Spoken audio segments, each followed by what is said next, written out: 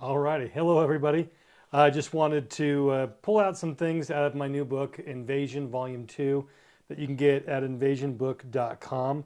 And just some things, about if you've studied the conspiracy, you do know about things like the Bohemian Grove or the Skull and Bones or the, Cranston Relations and the things with the Federal Reserve.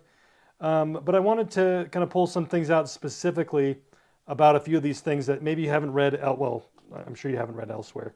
And so I just wanted to go. So the first one is kind of the summary of Chapter 4, which is on Skull and Bones at Yale as well as at the University of Utah.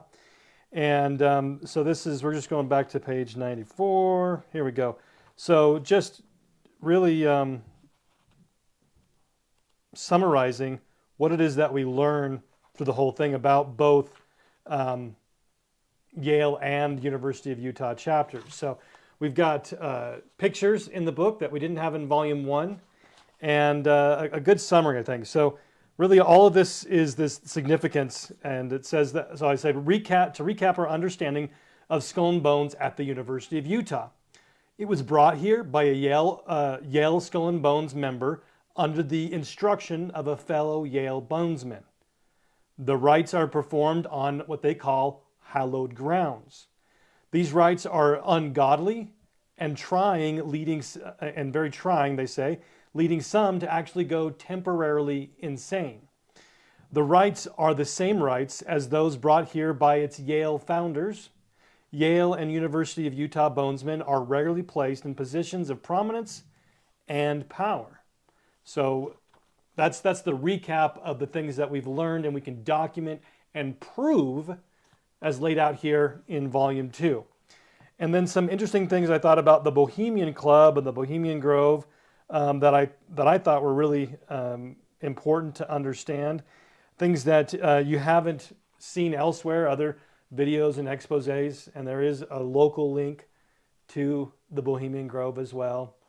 And those things are discussed in the book as well. But so this is found in a sodomite newspaper. So very obscure newspaper about sodomites during the 1980s, the early 80s, that worked at the Bohemian Grove and what they found and what they experienced themselves and what their observations were, speaking amongst themselves. This wasn't an expose. This is just like, hey, two people with the same background, same beliefs, speaking together is what this is. And so, quote, "The gay cruising late at night around the lake and river road is quiet, but still quite the thing.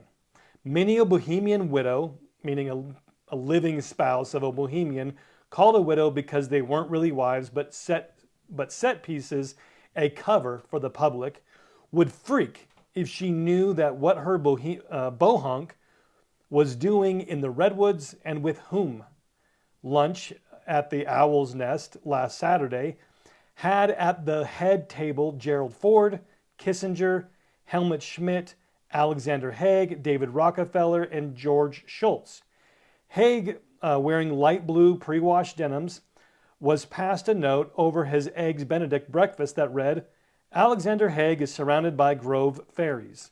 The waiters are rather gay this year. I hope that," and then so that's the end of that note, and then it continues on.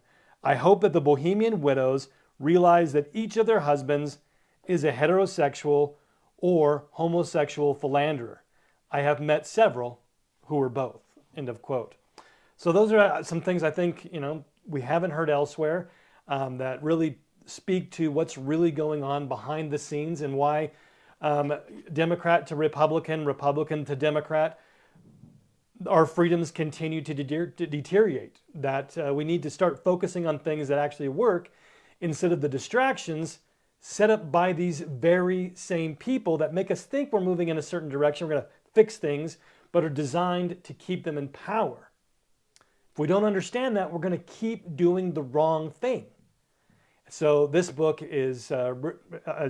goes into and documents these things and then really shows what previous generations have done to successfully restore lost liberty.